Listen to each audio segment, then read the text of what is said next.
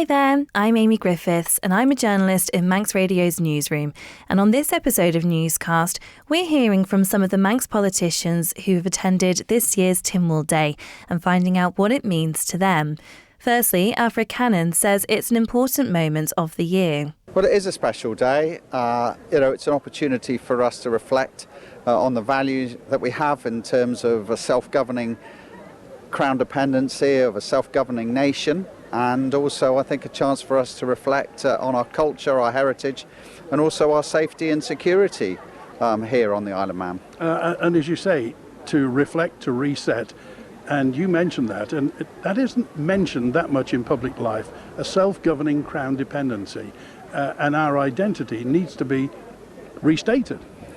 I think sometimes we forget about the value of what we have here on the island, and all the sort of cultural and heritage, the culture and heritage and the foundations that have built the success of this island. And we must remember, of course, our roots and our history, but we also must recognise our opportunities and our potentials for the future. And we do live in a changing world, and things are moving forward. But I've been so pleased to see so much flourishment going on in culture and arts, and you see it a lot in the Manx dancing. I think you see it a lot in terms of the way that people are approaching the history from an island, whether it's a culture vannin or whether it's a sort of celebration through Manx national heritage of what we have.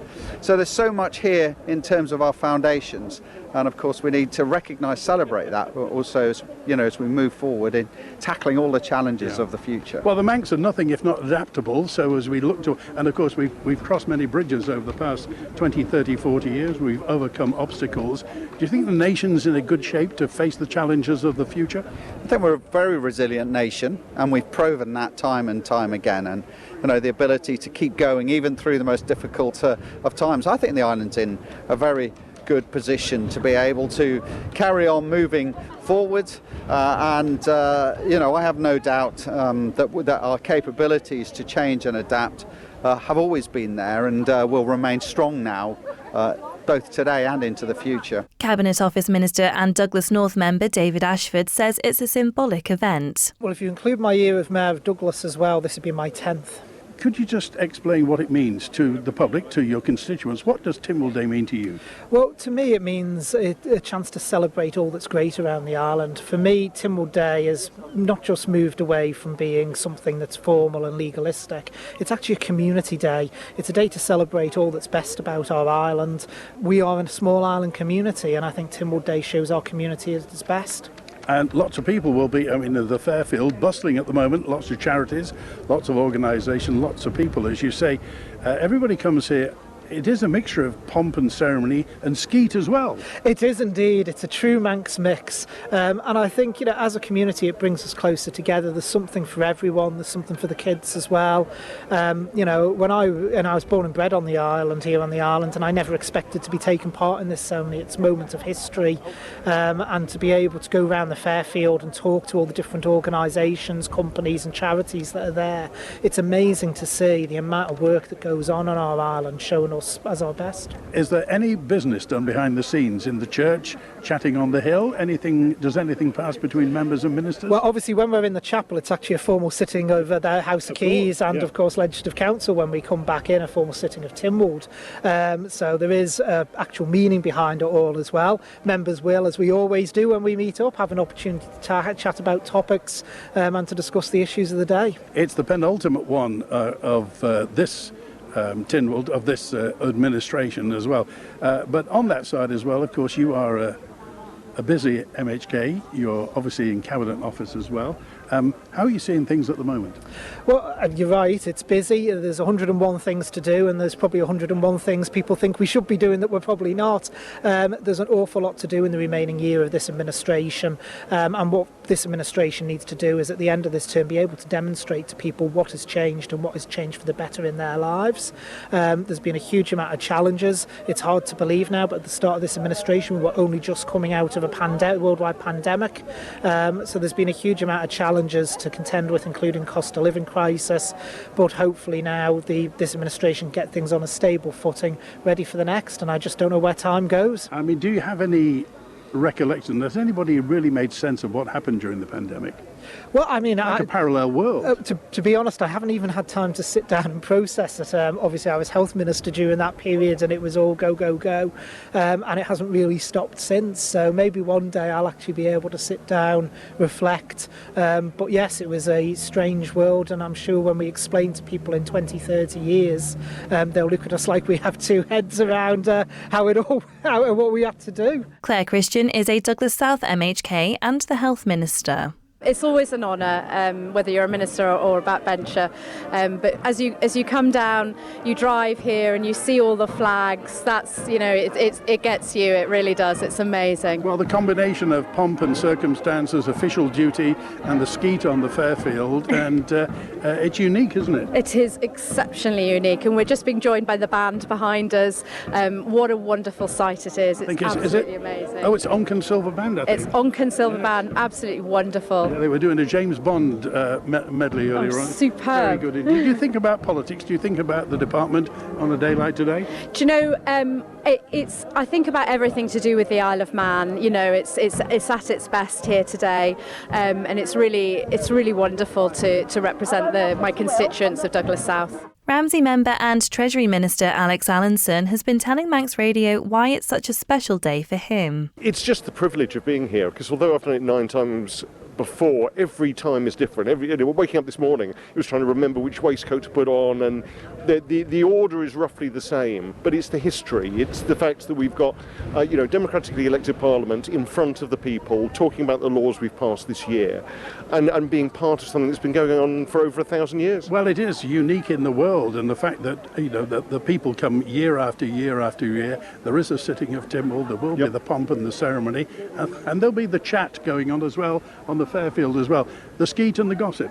Yes, it's been really interesting, because last week we were doing the Council Ministers' road shows, again in front of the people, going around the 4 corners of our island, talking to people about their concerns, answering their questions, and then today is another extension of that open democracy, hopefully, that people can appreciate. That doesn't happen many other places in the world, where elected representatives can meet the people in open forum. Absolutely, and also the role of people bringing in petitions today, which isn't just symbolic, it's not just ceremonial. All of the petitions will then get vetted by the Clerk of Tynwald, published, and then can be taken up by various members, and we've seen that in the past, which has caused things to come forward. Even in next week's sitting of Tynwald, we've got a whole strategy about how we deal with footpaths, which is a direct result of one of the petitions that was brought forward in a previous Tynwald Day. Okay, so at the moment Treasury is where Treasury, it seems, is very important in Tynwald at the moment, very important within the government as well. As the Treasury Minister, what's your overview at the moment?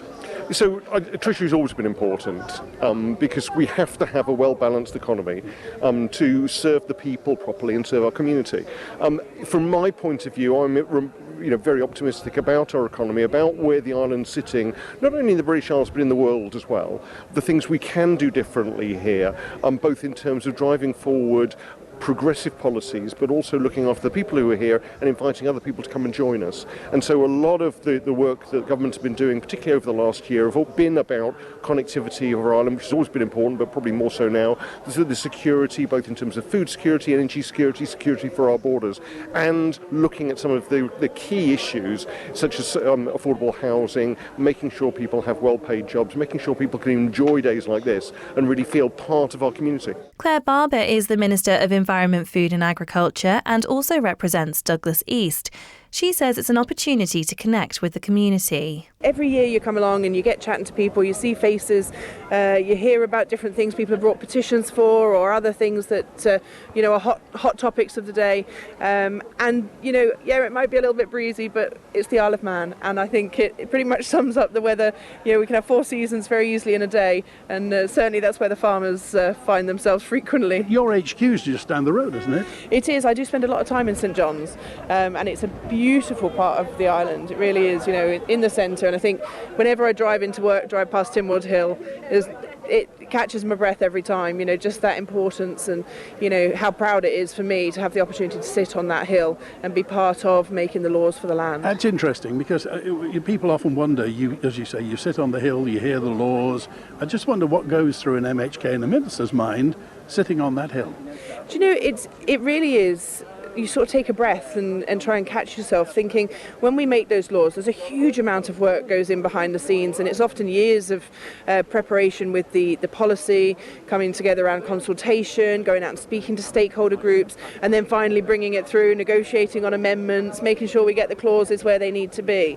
And hearing them read out, I know people sometimes say, there's not loads of bills. But actually, when you know some of the amount of work that goes behind the scenes with some of those, actually, I don't think it's a surprise, and I don't think legislation is something that can or should be rushed. We need to get it right. It's there, as we know, often for hundreds of years, and we've got to make sure we get it right. And for me, that sort of feeling of pride around some of that legislation that sits there on the statute books absolutely never fades. Russian MHK and Infrastructure Minister Michelle Haywood says she loves using the day to stay connected with the people of the Isle of Man. I think for me it means it's about being out and connecting with people again. And we've obviously just come off the back of doing the road shows this week anyway, so I've done lots of public connection lately.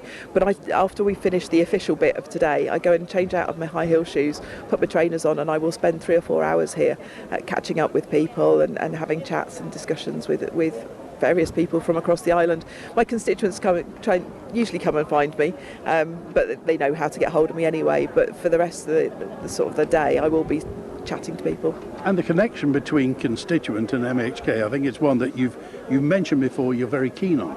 Yeah, and I spend quite a lot of time doing, going to events in the constituency and being out and about, and obviously living right in the heart of Portsmouth anyway. If I come out of my front door, I'm bound to bump into somebody. So I like to think I'm really approachable, and people do just come and speak to me. It takes me an extra hour to get around Tesco's to do my shopping because I can guarantee that I'll be stopped 5 or 6 times on the way, and that's fine. My family are quite used now to just walking on without me, and sometimes they finish the shopping and they're in the car before I've managed to escape. But yeah, and it is really important that we are there and that we are really, really connected, because I think that's one of the unique things about Manx politics. So if I was a UK MP, my constituents probably wouldn't recognise me, and I certainly wouldn't recognise them. But here, with a smaller constituency and with those really close connections, something I really value about politics. Is it the Friday night cinema in Portsmouth, Mary? Friday night cinema, yeah, it's going well. We've just done the Pride Film Festival, and that was a really lovely event. It was really, really nice. Why because that was something you were behind, weren't you? The yeah, cinema? so originally it goes right back to why there's a screen and projector in the town hall, which was I wrote a grant, and it came from the Donegal Heritage funds, and it was connected with the Mona's Queen project that we wanted to have an exhibition and we needed to be able to show video. So I knew that facility was there, and I've been trying to promote the use of that facility, and the Friday night film clubs really came out of that. So we've been promoting those and running a series. And people can just and eat and drink as well. Well, yeah, it's why it's different to normal cinema. Is that we have some people turn up with a full banquet. They had seafood platters and everything. Some people turn up with a packet of crisps and a can of Coke from the co-op. But you can take in whatever food and drink you want and sit there and enjoy your dinner. And I think that's important because Portsmouth Mary has its own identity and its own feel, doesn't it? It does, and it has a number of really good eateries and really good food establishments. There's a real community. Yeah, it is lovely. It's really nice, and we do. There are lots of things that connect the community together down there. Lots of events, and so I'm kind of pleased to be running some of them. Okay, how were the roadshows, by the way? Roadshows were busy. My throat's still recovering from doing that. We spoke to lots and lots of people. Some really good ideas that have come forward from people as well. So some of the things that I know that we've got listed out, we need to go and do.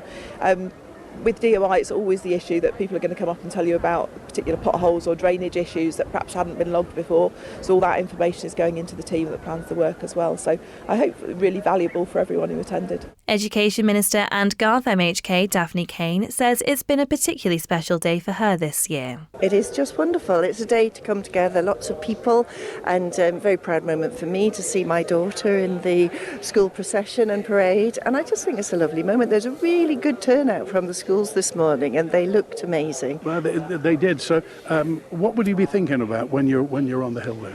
Well, I just have to pinch myself to think that I'm here because, of course, years ago I was part of the organisation of the fair day, the enhancements.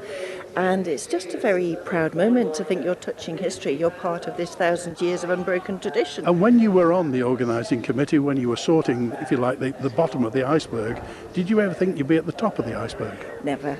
No. Seriously? No, I never did. It's just part of the, it's a deeper, meaningful legal part of the day, obviously, where the proclamation of the laws that are actually then coming into force.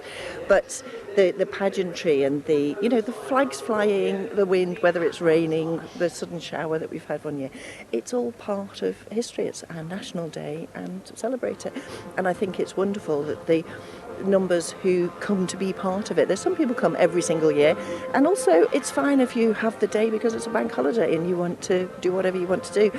But I think that when we hear the national anthem, when we hear the visiting bands and the local bands, it's all part of the ceremony, and it always makes my heart swell. Okay, and do you think about the department at all while this is happening? The department, I think about the people. I think it's the day for the people. This is the national day. This is the Isle of Man, people celebrating our ancient traditions. And it's a day for the people as much as we're part of it because of the small role we're playing in the history. But I just think it's a day. It's a day at Tynwald Fest as well. It's a day festival. It's a day for celebrating. Rob Callister, Onken member, says he's grateful every time he gets the opportunity to take part in the ceremony. Oh, it's fantastic. I say I took my first seat on the Hill in 2013 as Onken, the chair of Onken Commissioners, and it was a very proud day. And every time I've taken my seat in the chapel and taken the walk onto Tynwald Hill, I do think about my constituents and for giving me this opportunity to serve them, not just in the House of Keys and in Tynwald, but on the behalf of the island. But today I think is more special because obviously I'm thinking of lost friends.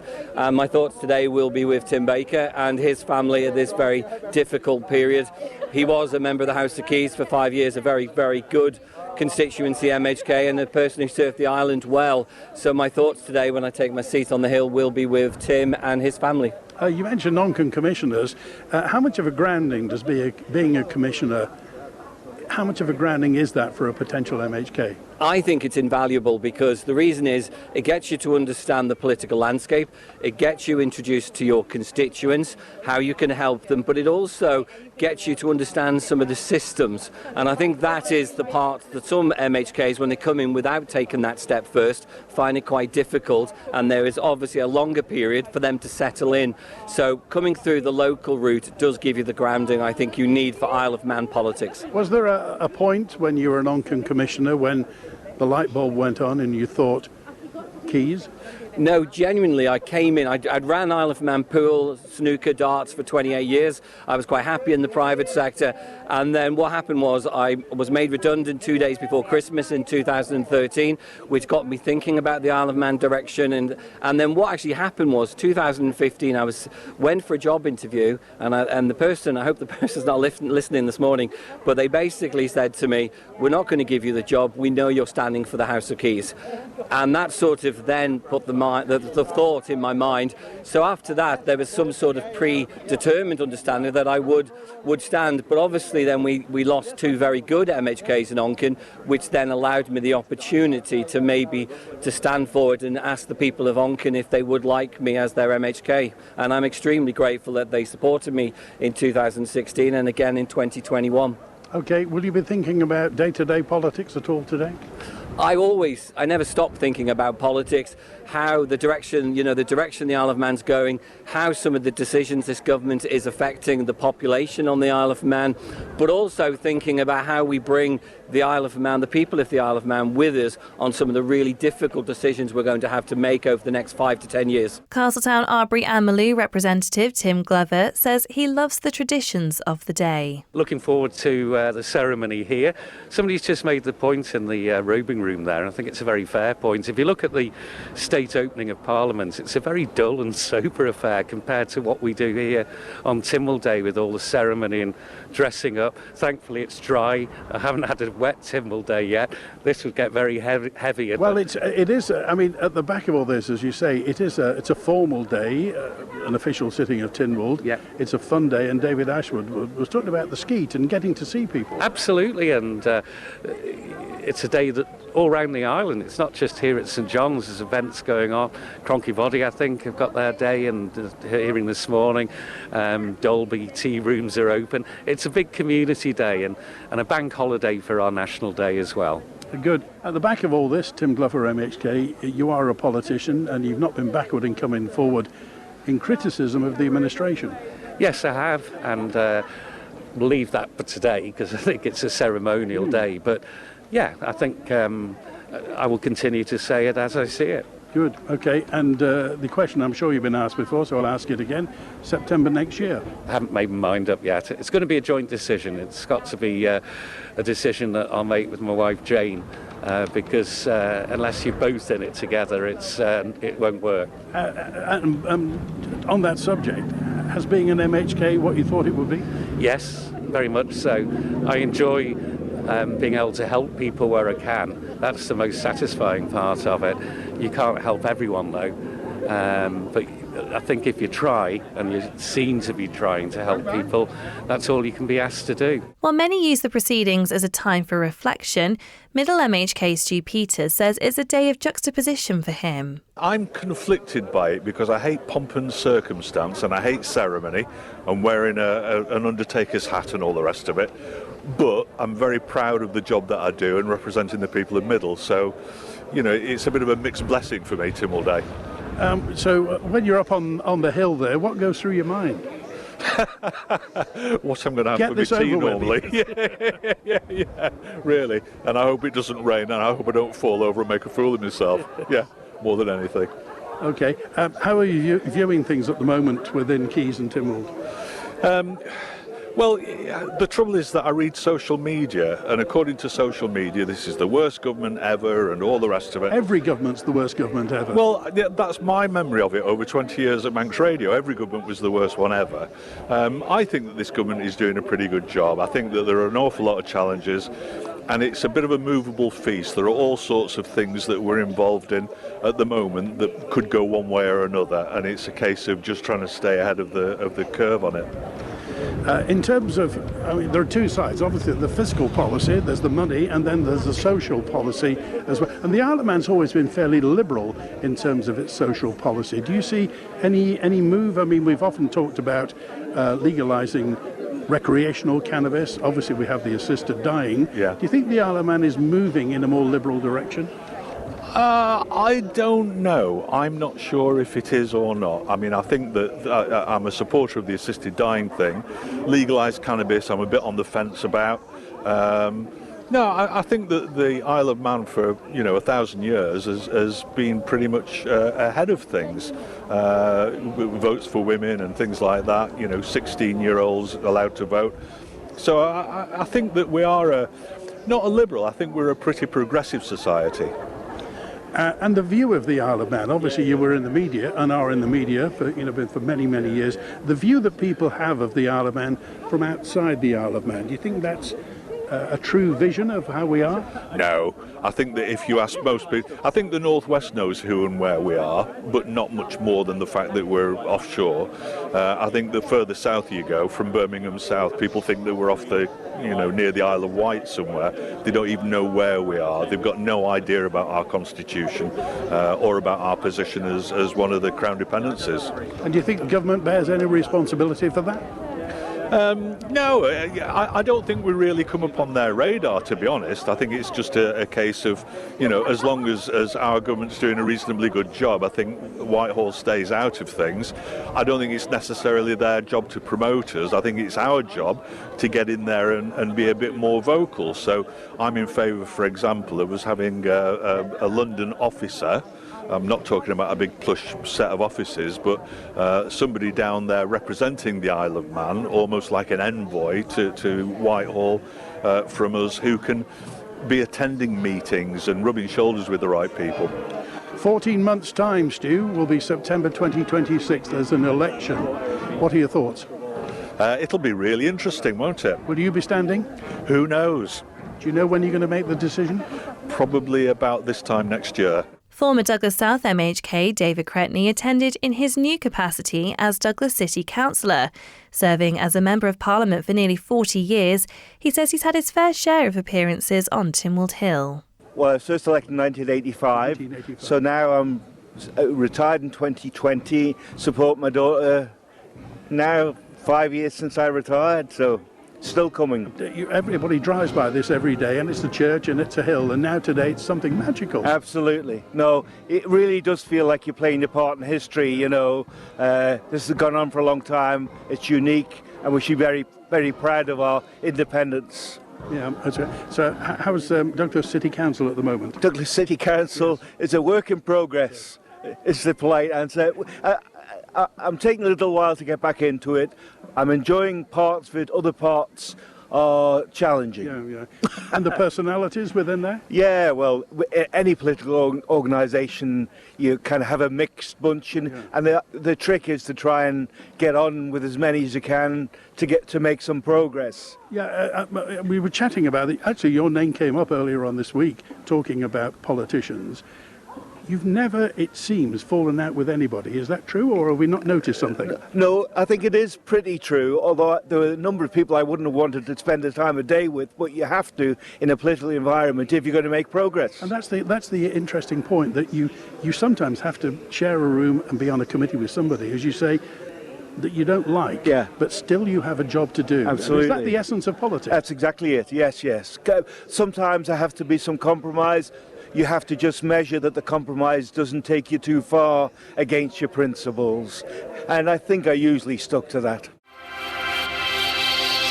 Thank you for making it to the end of the Manx Radio newscast. You are obviously someone with exquisite taste. May I politely suggest you might want to subscribe to this and a wide range of Manx Radio podcasts at your favourite podcast provider, so our best bits will magically appear on your smartphone.